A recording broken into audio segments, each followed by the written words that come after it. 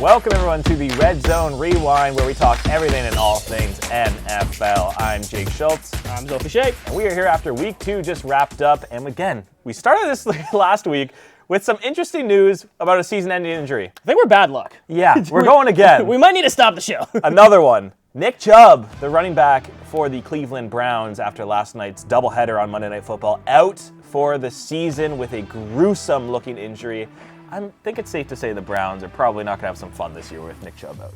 No. Nick Chubb is basically their entire offense, to be quite honest. And you saw it last night. Once he went out, that game changed completely. It looked like it should have been a Browns blowout win. It should have been regardless, to be honest. We can get into that at a different point. But without him, just the energy was gone, and just the entire confidence of that offense just left with him, which was so unfortunate. So we talked last week about bad quarterback plays and then the good quarterbacks. I don't think things changed a lot this week. Still a lot of rust with a lot of these players going into week 2, but there is still some 2-0 teams. We are left with 9 2-0 teams left. And I want to get your thoughts first on what team do you think is a pretender for 2-0? So a team that you think is not actually that good, but has that good record. Yeah, I think it's a good question. There's a lot of teams in there that you probably wouldn't expect. There's a ton of NFC South teams, which people thought was going to be the worst division. You got the Saints, Falcons, and Bucks in there. And then you got the NFC East in there as well with the Cowboys, which most people probably saw they were going to be a good team. You have the Commanders, who almost nobody expected.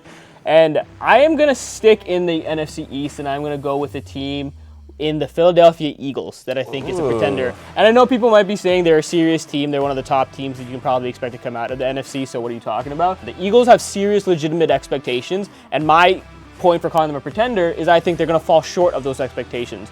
Why? Because Jalen Hurts is in his second year actually running this offense, and what do we say about teams scouting players in their second year after the spark has gone? Teams get time to game plan for you, they get time to look at film and come up with some strategies against you. And that's exactly what seems to be happening through 2 weeks for the Eagles. And my biggest problem with them so far is I don't see that killer instinct on offense right now. There's 2 weeks in a row where they've taken decent leads, at least double digits at some point, and they've let the team come back in there. You can say the Vikings comeback was fake or whatever, but against serious contenders, really good teams, that's probably not going to work for you. I don't think I'm wrong to say I have very low confidence in this team beating a 49ers team right now.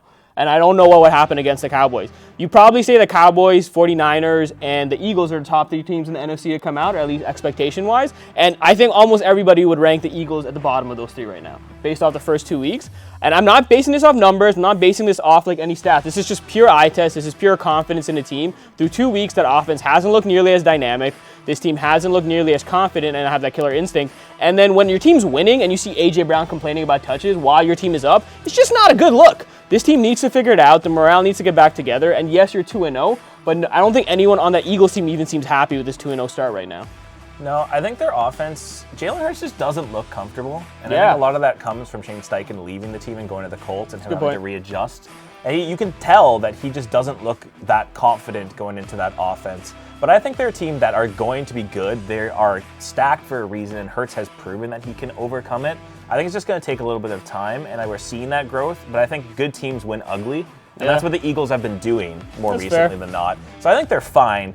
But I get your opinion because, they don't look like the killers that came out of the Super Bowl last year with Hurts' best game of his season. Yeah, they don't look like that team at all to me. They look like a shell of themselves, to be quite honest. And can they turn it around? Yes, but if I had to guess which team with legitimate expectations is going to fall short, right now my money's on the Eagles. I want to turn it to another team. I know you're saying you don't want to talk about some of these 2-0 teams, but the Tampa Bay Buccaneers may have been a surprise for a lot of people going at 2-0. Yep. And I am going to pick them as my pretender, but with a little bit of an asterisk on it because this team is still very solid. I know everyone was all doom and gloom after Tom Brady retired, and they didn't look very good last year with Brady in the offense. I don't know, really. There was just something not clicking with that team. Baker Mayfield has come in and has looked like a killer in his first 2 weeks. Yeah. And I don't know if we can expect that to continue because when we see Baker come in, he did it with the Rams last year. Let's not forget that. He looked great in his first couple games, and then he kind of stagnated out. I'm expecting the same thing to happen for Baker again this year. Does that mean that they're not going to still be a team that's around there at the end? Maybe, maybe not, because that defense is still just as good as it always was. That defense is legit. They still have Devin White, they still have Levante David, they still have all of these killers on that defense. And their offense is still good. It's Godwin, it's Mike Evans. But Baker Mayfield is my question mark, and I get it. He hasn't turned the ball over on interceptions. He has thrown 3 touchdowns so far. But he's played the Vikings, who do not look good. to say the least. That offense, someone help Kirk Cousins out on that defense, please. He needs some help. And then the Bears, which Justin Fields continues to get worse as the games go on. You see that highlight of him looking at 2 wide open receivers, not doing anything, kind of like pump faking, and then run straight down the gut and taking a sack. And the Bears look dead. So I'm not ready to fully believe in this Bucs team yet. Looking forward, they have the Eagles next, so that's really going to be a question between the 2 pretenders or not. See what happens. Then they have the Saints and Lions and Falcons after that. So it could be a little bit of a tough stretch for them. However, their division is weaker, right? And we all knew this going into the season, that this division was weaker. So we'll see what happens with them, but I'm going to put them as my pretender. Yeah, I don't think it's a bad pick. My thing with the Bucs is Baker Mayfield will thrive, in my opinion, when there's no expectations on him. You saw him in that first game with the Rams last year. No one really thought anything. They thought just, come around, see what happens. And that's exactly what this entire season was for the Bucs. No one had any expectations of them. Baker Mayfield is playing free. He's playing confident, and you see what he can do. They have weapons, like you said. Chris Godwin's still there. Mike Evans, even though he may not get a long-term deal and he's requesting a trade, he's still going out and being a professional, and he's balling out right now with this team. And I think when you have that dynamic, you have a defense that is so legit. Shaq Barrett with that pick six was awesome. I think this team has like that spoiler kind of in them, so they can kind of be a team that upsets a lot of these top dogs. And I think that's the mentality they need to keep. So we'll see what happens with them, but I think they're exciting nonetheless. I think people forget that team was built to win, and they had all these good players. So then when that one piece that brought them to win left, everyone's like, oh, they're not going to be good anymore. But they're still talented players all around them. It's a championship caliber team. You just have to have like that one X factor. And hey, so far Baker Mayfield looks like it, but let's see if he can do it for a whole season. Let's talk about teams that are not lighting up the score sheets right now, 0-2 on the season. There's a couple of them, and I want to get your thoughts on what team you think can turn it around and make the playoffs. This is very unlikely. The Bengals are one of the only teams to have done that in the past 20 years. Yeah. Last year they were 0-2 and made playoffs, made the AFC Championship. So it's unlikely, but hey, the Bengals are 0-2 again. Yeah, you never know. So what do you think? Who do you think is going to make playoffs? Look, if I had to put a gut feeling on a team, I'm going to go with the LA Chargers. And the reason being is this team is way too talented for this to happen again. And I know they're charging it up as they've done in the past. They lost in overtime this week. The week before against the Dolphins, they were in a shootout and they lost. But that's what I mean. They've been in close games. They've been there. The one thing that they just haven't been able to figure out is managing the game. And who does that fall on? Brandon Staley. I'm sorry, I will never hope for somebody to lose their job, but my prediction is by probably midweek this season, he's fired. He's going to be fired if it keeps up this way, and I think they're going to turn around. Let Kellen Moore take over as the head coach. He can be the play caller and head coach, and I think they'll be fine. They just need somebody competent in that situation. Brandon Staley turned into the guy who went for it on fourth down all the time to not doing it all now. He just can't figure it out. I don't know if the lights are too bright or what it is, but you have that offense that is so prolific. You have Justin Herbert with those weapons. And on defense, you still have Derwin James and Joey Bosa there. And this defense looks inept. Brandon Staley was brought in to be a defensive coach. That was his specialty. And this defense has looked awful. Just downright, just getting burnt toast every time. And I don't understand it. I can't put it on talent because the guys are there. And for the most part, they're producing in their respective avenues. So the one piece that I think just isn't clicking right now is the head coach. So I think if you get Staley out of there, and again, I'm not hoping for it. I really hope he just turns it around and proves me wrong. But one way or the other, I think with a coaching change, they can probably figure this out and they can get back into it. I don't think their division is that crazy. Obviously, you have the Chiefs in there, but the Raiders and Broncos are 0-2. The Raiders, you just don't know what you're going to get with them, and more often than not, they're going to underperform. So I think they have a chance to be that second team, and they can really build some momentum off of their division. So I think the Chargers have everything they need. They just need a manager and a leader to bring them all the way home. And I think if I had to put my money on it, I'd probably bet on the Chargers right now. I would say the same thing, but Brandon Staley has survived how many countless brutal losses? If he didn't get fired after the Jaguars collapsed last year, 27-0, why is he going to get fired midway through the season? I get you have expectations and everything.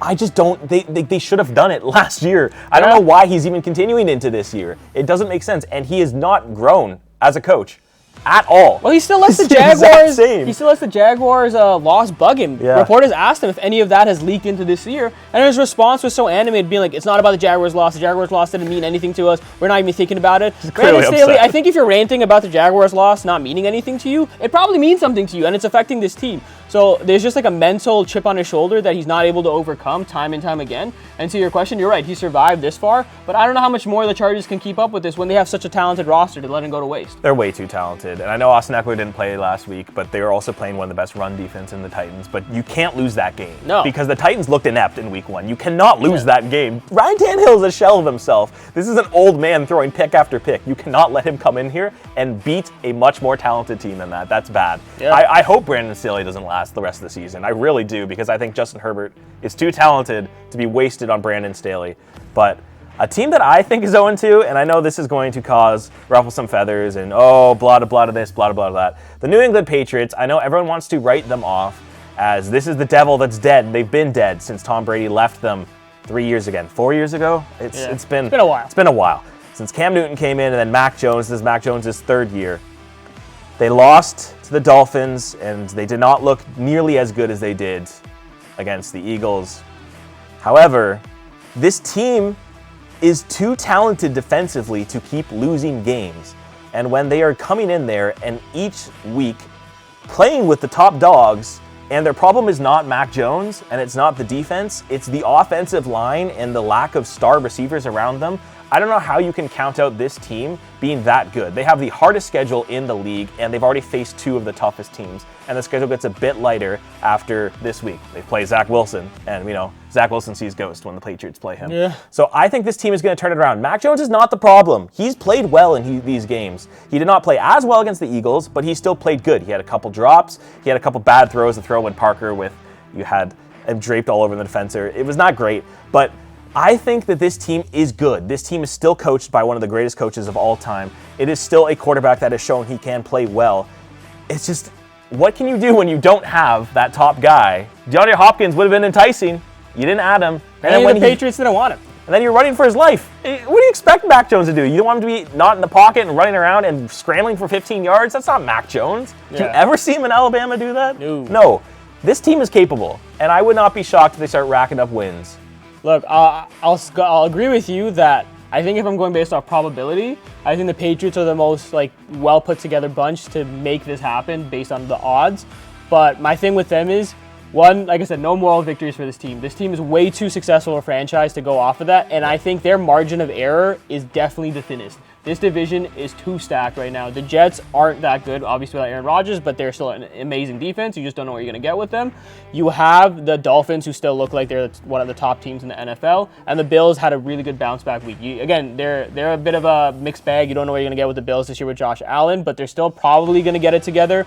And then you have the Dolphins. So can the Patriots do it? I think you're absolutely right that they have the probability to do it, but their margin for error is so razor thin right now, because I think if they lose a couple games that they should have won in this schedule, I think that's it for them, because this division is just too good. So do I think that they have the talent for it? Yes. Do I think it's going to happen based on division? I'm not as hopeful. That's what it comes down to, is just ball security and them losing 2 games that they could have won. The Eagles game went down to a toe tap out from them going and winning the game. The Dolphins was Cole Strange literally being inches away from getting in there, which Mike Gesicki, break a tackle. You're a tight end. Do what you're supposed to do. That is not on your guard to pick up that first down.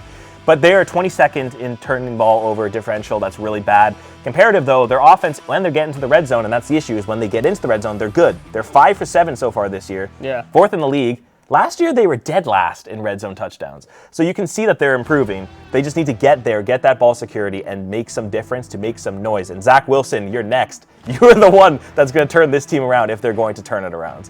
All right, well, Jake, I think it's safe to say that there's more questions than answers still after 2 weeks in the NFL. It's not going away. Yeah, it's going to take a while to figure out what these teams are capable of, who's going to be pretenders, and who are going to be contenders. But that being said, a lot of exciting football left out, and hopefully no more season-ending injuries. Please, for the love of God, I don't want to see any more talented players go down. Fingers crossed you don't see us next week and we're breaking it down within the first second of this program. If it happens, I genuinely think we should end the show. But that does it for us. Thank you so much. This was the Redzone Rewind. Check out our other videos where Mike and Carter talk a bit about some fantasy and betting advice. They are on fire so far, so let's hear what they have to say. Thanks, guys.